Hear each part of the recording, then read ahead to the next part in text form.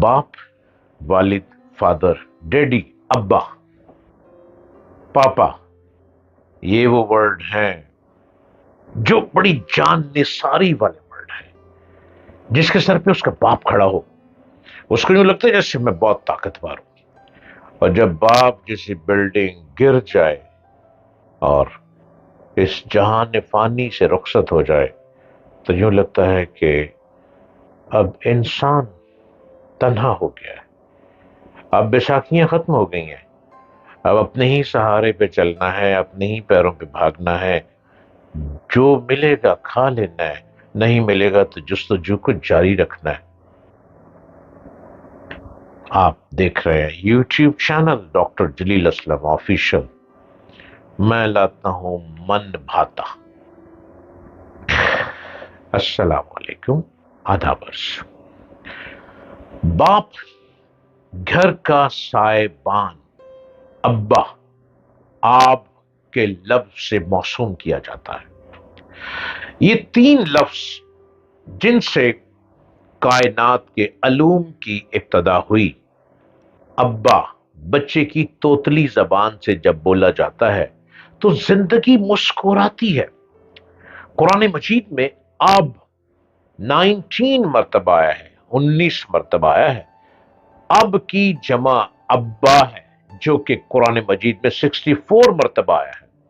اب کے معنی ہے مسلح، مجد، ظاہر کرنے والا اور مالک کے معنی آتے ہیں.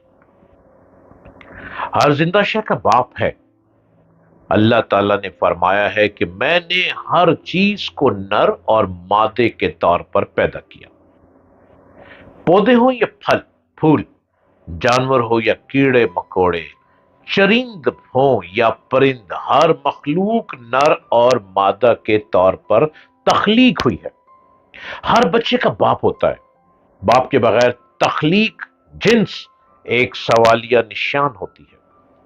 ماں بچے کی تخلیق کی ضامن تبھی ہوتی ہے جب اس کو باپ کا ملاپ حاصل ہوتا ہے. باپ سورج کی مانند ہے جس کے بغیر کائنات اندھیرے کا شکار ہو جاتی ہے. باپ کے سائے سے اولاد کو شفقت پدری کی نعمت مل جاتی ہے. ماں اگر جنت ہے تو باپ اس کا دروازہ ہے. باپ کو گھر کی عمارت کی چھت، ستون اور دروازہ کہا جاتا ہے. جس سے عمارت کا ستون نہ ہو، دروازہ نہ ہو یا چھت سے محروم ہو، وہ عمارت بے لطف و بے فائدہ ہو جاتی ہے. ماں بچے کو جنم دیتی ہے تو باپ اس کو زندگی بخشتا ہے. ماں چلنا سکھاتی ہے تو باپ اس سے دوڑنے کا سلیقہ دیتا ہے. ماں بچے کو کھڑا ہونے کا حوصلہ دیتی ہے تو باپ اس کو کھڑا ہونے میں استقامت دیتا ہے. ماں بچے کو نگہبانی کرتی ہے تو باپ سائبان کا کام کرتا ہے. ماں گھر سجاتی ہے تو باپ گھر کو وجود دیتا ہے. ماں کی گود مدرسہ بنتی ہے تو باپ اس سے مدرسے کو چار دیواری اور چھت دیتا ہے. ماں استاد بنتی ہے تو باپ صدر استاد ہوتا ہے. ماں کے قدموں تلے جنت ہے اور باپ اس جنت کو وجود بخشتا ہے. باپ سائبان ہے جس کے اندر گھر کی کائنات جنت بنتی ہے. باپ بیوی کو اس سائبان کے سائے تلے اولاد کی نعمتوں سے بار آور کرتا ہے. گود ہری ہوتی ہے تو ماں کا سہاگ عظمت مادری سے عبارت ہوتا ہے. باپ وہ ہے جس کے نطفے سے اولاد پیدا ہوتی ہے. وہ بیوی اور بچوں کو نان و نفقہ دیتا ہے. یہ گھر کا ذمہ دار سردار مربی ہوتا ہے. گھر کا سردار ہوتا ہے جس کی رحمت و شفقت سے گھر کے در و دیوار سے گلشن پدری کے سائے ابھر کر سکون اور عافیت کی چادر میں لپیٹ لیتے ہیں. ہر سو لطف و مہربانی کا سرور اور باپ کی عظمتوں کا غرور اپنائیت اور خودی کو دلوں میں جا بساتا ہے. باپ وہ ہے جس کی قسم رب کائنات نے اٹھائی. باپ کے وجود سے ماں جنم لیتی ہے.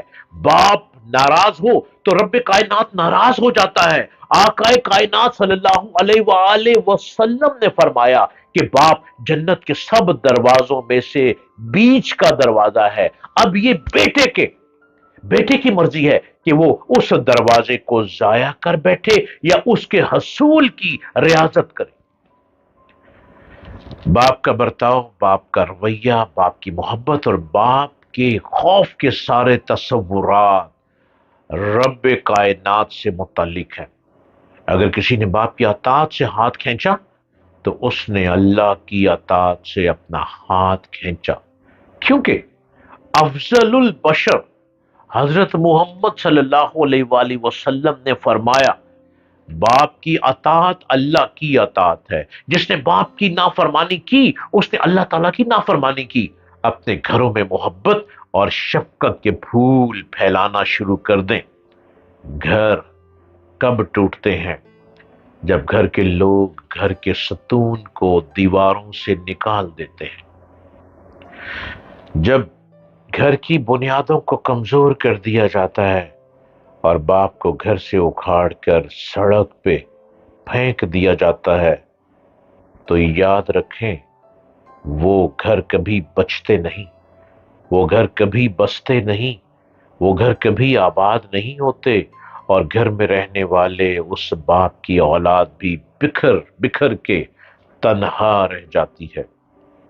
جب ہمارے سرکار صلی اللہ علیہ وآلہ وسلم نے فرما دیا کہ باپ کی اطاعت اللہ کی اطاعت ہے تو اس سے بڑھ کر کچھ بھی نہیں۔